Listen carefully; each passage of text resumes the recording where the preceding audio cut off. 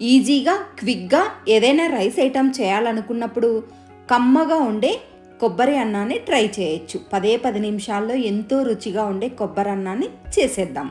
కొబ్బరిని అప్పుడప్పుడు ఏదో ఒక రూపంలో మనం తీసుకున్నట్లయితే హెయిర్ గ్రోత్ కూడా చాలా మంచిది.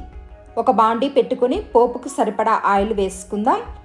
ఆయిల్ వేడెక్కాక పోపు దినుసులన్నీ వేసేసుకుందాం. ఆవాలు, మినపప్పు, శనగపప్పు, ఎండుమిర్చిని కూడా వేసేసుకొని వేయించుకుందాం.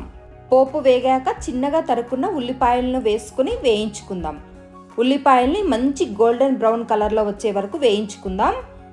కాస్త ఉల్లిపాయలు వేగాక జీడిపప్పును కూడా వేసుకుని వేయించుకుందాం. జీడిపప్పు అన్నది కంపల్సరీ ఏం కాదు, రుచి కోసం వేసుకుందాం. ఒక 4-5 పచ్చిమిర్చిని కూడా చిన్నగా కట్ చేసుకొని వేసుకుందాం. పచ్చిమిర్చి తినేటప్పుడు రైస్లో చాలా రుచిగా ఉంటుంది. అలాగే కరివేపాకు కూడా వేసుకుందాం.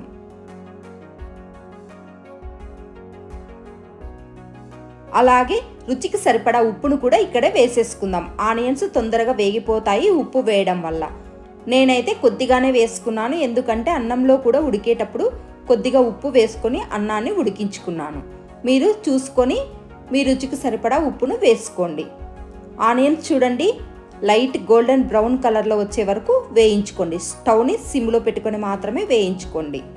ఇప్పుడు కొబ్బరిని 1 కప్పు కొబ్బరిని మిక్సీ వేసుకున్నాను. కోర్సుగా వేసుకున్నాను, మరి మెత్తగా వేసుకోలేదు. పేస్ట్ లాగా కోర్సుగా వేసుకొని పోపులో వేసేసుకున్నాను. కొబ్బరిని ఇలా గోల్డెన్ బ్రౌన్ కలర్ వచ్చే వరకు వేయించుకుంటే తినేటప్పుడు క్రంచీగా కొబ్బరి అక్కడక్కడ తగులుతూ చాలా రుచిగా ఉంటుంది. ఇలాగనే స్టవ్ని సిమ్లో పెట్టుకొని వేయించుకోండి. ఇప్పుడు చూడండి కొబ్బరి బాగా గోల్డెన్ బ్రౌన్ కలర్లోకి వచ్చేసింది. అన్నాన్ని వేసుకొని బాగా కలుపుకుందాం.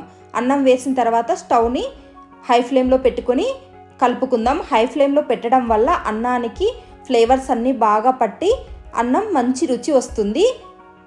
ఇప్పుడు ఫ్లేవర్ కోసం కొత్తిమీరను చిన్నగా తరిగి వేసుకున్నాను.